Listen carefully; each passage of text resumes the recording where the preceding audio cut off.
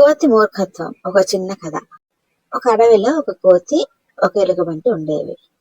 కోతికి పొగరు ఎక్కువ. అన్ని తనకే తెలుసని అనుకునేది ఎప్పుడు.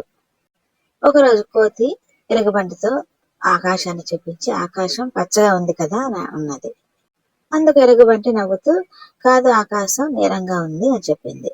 అప్పుడు ఎలుగుబంటికి కోతి పిల్లకి స్నేహితుడైన గుడ్లగూబ దగ్గరికి తీసుకువెళ్ళింది కోతిపిల్ల.